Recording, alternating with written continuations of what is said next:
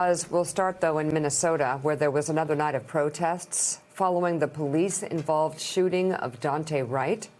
Hundreds of people, most of them peaceful, gathered outside of the Brooklyn Center Police Department for a fourth night in a row.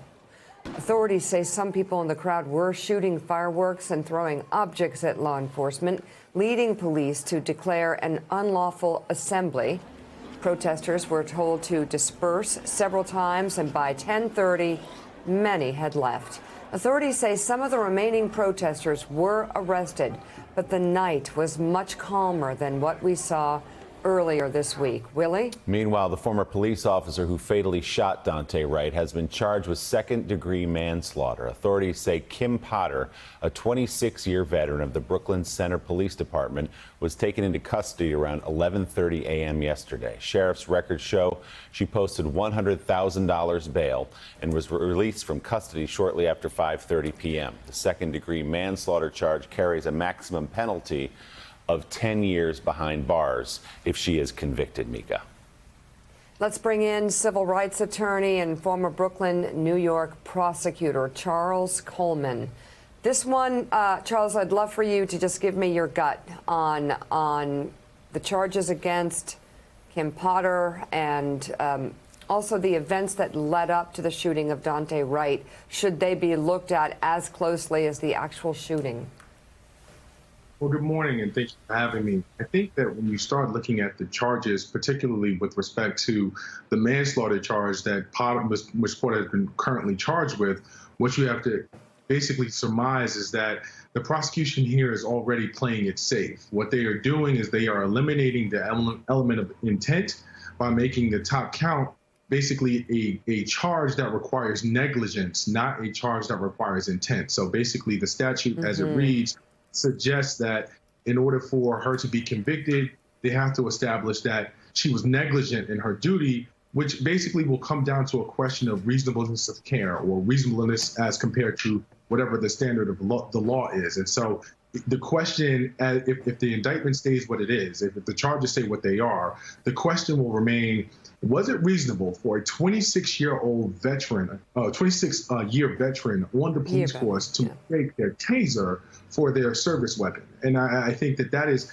for the prosecution, already playing it very, very safe in this regard. You know, Charles, it's so interesting you said that, because when we first get the news, and of course we didn't say any of this on the air, but you just assume, okay, there was a scuffle, somebody mistook their weapons. You know, my original thought was, oh my gosh, this is a terrible lack of training.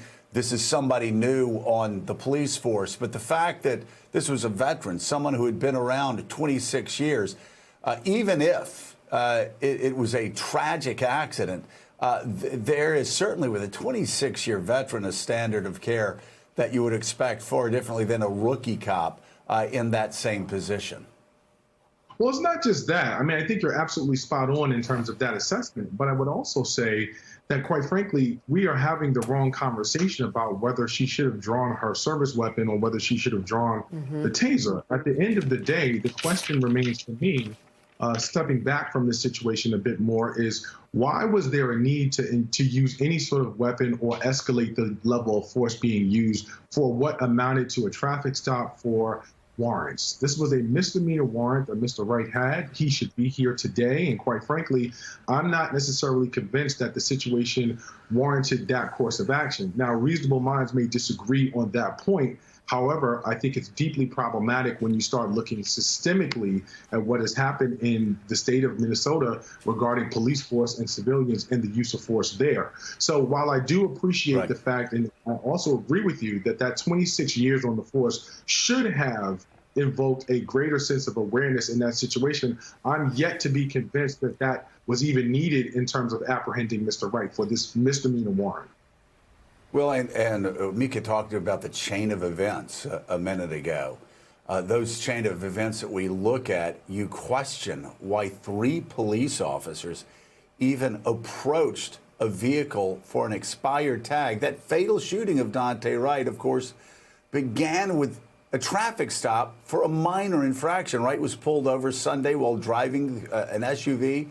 According to then Chief Tim Gannon of the Brooklyn Center Police Department, It was a traffic violation related to an expired registration tab. From what I've understood from the public safety briefing, there was an expired registration on the vehicle. That means the tabs were expired. Now, according to the Star Tribune, Minnesota law forbids motorists from driving without current license tabs. But the paper also notes the deadly coronavirus pandemic has not slowed policing of these low-level offenses in recent months. Minnesota law does not allow a grace period when the license tabs are expired. The brightly colored stickers are no longer valid 10 days after the month listed on the registration plate. Gannon never said, though, when the tabs were lapsed on Wright's car. Why am I bringing this up? I mean, because while the policing of such offenses is not slowed, it does appear the process for getting those tab renewals have slowed down.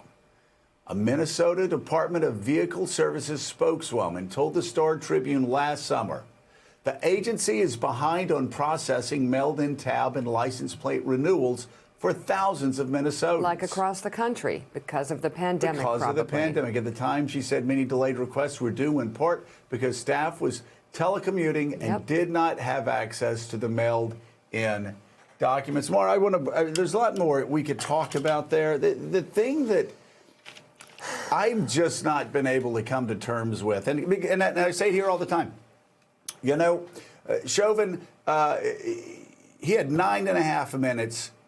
He knew what he was doing. He saw a man slowly die in front of him.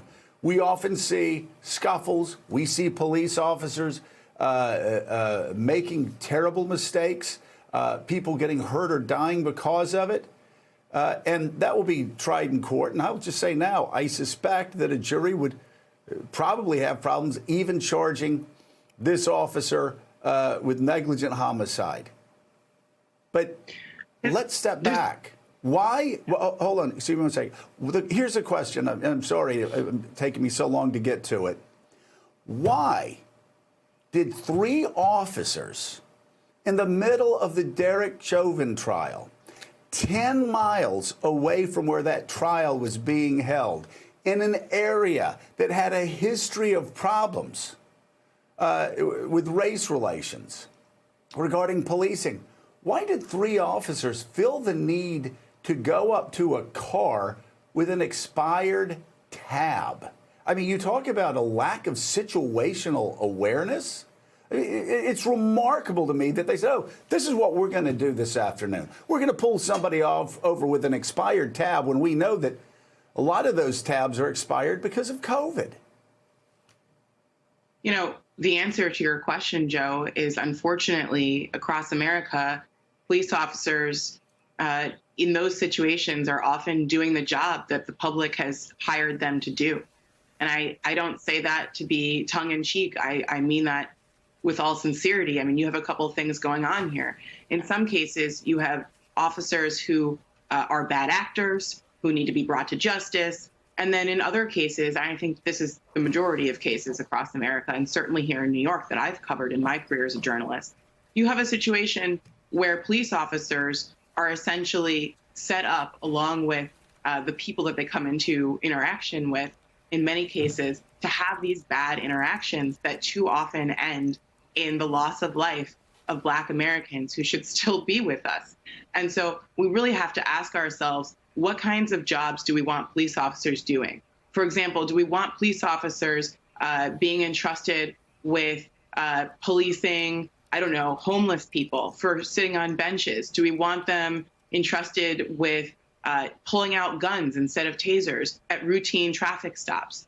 I mean, if this had happened in Europe, first of all, it wouldn't have. But the question we should be asking is, why are guns so readily available in the United States? Why are police departments so heavily militarized? It's not just the training, right? It's the culture of the way that we use police departments and the history of how we have used police departments in this country, which is heavily militarized and too often to police the bodies of those who are Black, brown, and part of labor movement. And so I think that really needs to be part of the conversation here. And I don't know what was in Officer Potter's heart, but I do have a lot of empathy for the officers who are put in these situations as well, because ultimately, sometimes they are set up to fail. And that is no excuse. There should be personal accountability. But why are we putting all of this on individual officers only? There needs to be a larger conversation, I believe, about reform that doesn't just focus on officer behavior, but also focuses on the entire process by which we've empowered people, in some cases with very little training, and in other cases with very little accountability, to make life and death decisions before the judge and jury have weighed in. Hey, thanks so much for watching our YouTube channel. You can follow up on today's top stories and breaking news, or catch up on your favorite MSNBC shows all in one place. Download the NBC News app today.